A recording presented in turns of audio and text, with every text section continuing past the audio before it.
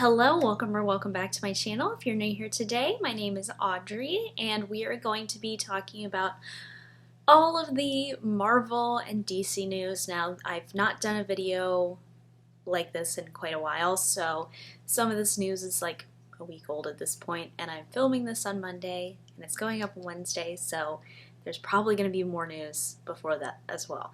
So if you're new here, I would love for you to subscribe, give this video a thumbs up, and we're going to go ahead and get started. We're talking about Marvel and DC as they are the main comic book houses. I'm going to go ahead and start with Marvel since that's going to be the least amount of stuff to go over. So today is Wednesday. I mean, not when I'm filming this, but when you're watching this, if you're watching it when it comes out. It's Wednesday, so today What If is premiering.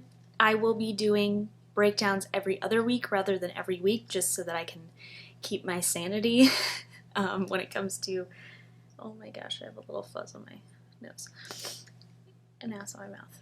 When it comes to these breakdown videos, y'all. So I will do every other week, so you will see my thoughts on episode 1 and 2 next week. But one thing I did want to note about What If is that it is canon multiverse stuff, which doesn't really make sense. They should just call the series What Is, because What If is not comic book canon for 616, but that's the way they're going to do this in the multiverse. That's fine. It's just I kind of don't understand the reason of calling it What If. I think maybe the reason they were calling it What If was so that they didn't spoil that there's a multiverse, but we all knew that there's a multiverse, so maybe that's the reason. I don't know. We're receiving lots and lots of promo photos from different properties. Now, Sony was having a Spider-Man week and still didn't drop the Spider-Man No Way Home trailer, which hopefully is coming sometime soon. Maybe it'll come with Shang-Chi, I don't know, or maybe it'll come with Venom, which as of right now, doesn't have a set release date. It had one, but the posters all say fall, so who knows what's going on there. There's promotional photos for No Way Home, which shows the new Spider-Man suit, which is black and gold. Interesting. But this is definitely a Tom Holland suit. There are so many rumors flying around about this movie, about who is and who is not going to be showing up. There were photos of Kirsten Dunst with Deborah Ann Wall, who plays Karen in the Daredevil series, so now I'm like, why are they two together? I mean, they might just be friends, but also at the same time, maybe Daredevil is showing up and we're gonna see the Tobey Maguire verse in No Way Home. I really hope so, but fingers crossed for that one because it seems like too good to be true at this point. Speaking of Sony, we have a new Venom trailer that came out last week, which shows Carnage. I think the coolest part of this was the Carnage transformation scene. Definitely let me know what you thought about this. I'm gonna be quite honest with you, I didn't watch the first Venom movie, but I'll probably watch this one, so let me know if Venom is worth watching. I don't know how I feel about Venom in a movie by himself without Spider-Man, and it was like really weird from what I've seen, so let me know if it's worth watching and I will see if I want to check that out. Also last week, Vincent D'Onofrio liked to tweet about him supposedly showing up in Hawkeye. If that is true, this is huge because Wilson Fisk is the Kingpin, is a major character in Marvel Comics, and he showed up in Daredevil and was fantastic in that, and I think that would be a great crossover. Well, he's a big Daredevil character. He is a big Spider-Man character. He's just a big street-level villain in general, so showing up in Hawkeye would be really great. As we know, Yelena Belova is going to be showing up there as well because, spoiler warning, she's going to try to kill Hawkeye, so we will see about that, but I do think that Kingpin would be really, really great to bring back from the Daredevil universe. AntMan and the Wasp started filming Quantumania, so yay for that. That's where we know we're going to confirmed see King the Conqueror again. However, I think he'll probably show up in some other stuff before that as well, but we know he's at least showing up in Ant-Man and the Wasp. Speaking of cameos, Sharon Carter reportedly is showing up in Moon Knight. Now, I know Mark Spector is a mercenary, so it would make sense that maybe she is another street level villain that he could be fighting. We don't know too much about the Moon Knight series other than Oscar Isaac's in it, Ethan Hawke is also in it, who could be playing a plethora of characters. I don't know how I feel about Sharon Carter as Power Broker still. I felt like that was pretty lackluster reveal, but I don't know. That's just me, at least. I wasn't thrilled about that. And the last bit of Marvel news is that they have announced that they're not planning to make any additional content for Hulu.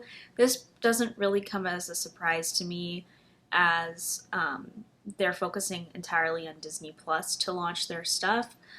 They do have Hulu, so that's another way to promote that, but I think they're going to stick with more of the FX stuff on there, and they don't plan to make any more FX Marvel TV shows. Switching over to DC, which, let's look at this.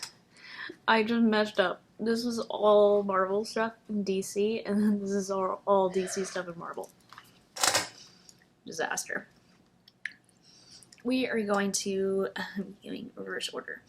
The Suicide Squad, we're talking about performance here. I did a whole review on it. I personally really loved it. I thought it was great. Huge step up from the previous 2016 version of Suicide Squad. Now, it did not perform very well at the box office. I'm not too shocked. Cases of COVID are spiking. I know a lot of people still aren't going to theaters. This movie is rated R and is a very hard R, and is available for free on HBO Max. That being said, it has the #2 performance on HBO Max of any of their day-and-day streaming. So it performed very well on HBO Max, which is going to do well enough to get sequels and spin-offs, which is what we care about here. It's a shame that it didn't make more at the first weekend box office. Hopefully it can have good returns within the following weeks, unlike Black Widow, which completely tanked at the second week. So hopefully it can reflect that. But this movie was really, really good, and I hope people see it so that we can get more sequels and spin-offs, because that's what I want. There are new Shazam set photos. Again, we're getting into set photos. There are new Shazam set photos. We saw a few of them before. We saw Helen Mirren in her costume. We saw the new Shazam fam costume about a month ago or so. So we have all that going on, and we did get a little glimpse at Rachel Ziegler. So, Ziegler. So, yay! Sorry if I'm not going into too much detail.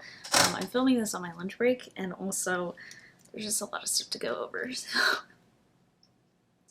According to one of the producers of Zack Snyder's Justice League, there could be another Justice League film in the works. He did not state whether it was a sequel. Most likely no. Most likely it'll be some sort of reboot for the third time, but they seem to like to do reboots that are loosely connected to the original versions. But exciting. I don't know if we would see it from Zack Snyder. He seems to have stepped away from DC, which is a shame, because Zack Snyder's Justice League was very, very good. That came out this year, but you never know what could happen. He seems to have a decent relationship with Warner Brothers, so anything could happen there. It's also possible we could see people like James Gunn take over, since another news is that he is returning to DC, so he has future plans in the DC universe. We don't know what they are, but he will be back for additional films. Or projects, because we have stuff on HBO Max too. Batgirl and Blue Beetle were cast for HBO Max series. Really cool. We have J.K. Simmons to return as Jim Gordon for Batgirl, so that will be, it'll be that version, which originally thought maybe we would tie into the Robert Pattinson version with Jeffrey Wright, but it looks like we're going with the canon DCEU version, and the Pattinson Batman film will be completely Elseworld, like Joker was. Last but not least, we are going to be talking about The Flash. So a lot of stuff has been revealed about The Flash, so careful for spoilers as everything. If you didn't want to know anything about this, we have some potential spoilers about The Flash. So we did know that Supergirl was going to be in this film. She is going to be connected to the Keaton universe. So this Supergirl is from the Keaton universe. Michael Keaton will be in this as Batman 89. We saw set photos with Ben Affleck, Batfleck's stunt double. So he is also on a motorcycle. We like Batman's on motorcycles apparently. So he is returning to this film as well, which we knew about, but he was on set, so that's cool. There's rumors that Superman will be in the movie at least for a brief cameo, and rumors are saying that the villain of this is Reverse Flash. Reverse Flash is the biggest Flash villain. It would make sense that he would be in this. However, the Reverse Flash is apparently going to be played by Ezra Miller as well, so we'll see how they do with this. Since that's a little interesting, typically Reverse Flash is a different character altogether. It's not Barry Allen, so we'll have to see. And that's all that I have today for you. I thank you so much for joining me today. If you like these type of videos and want to see them more often, please let me know down below.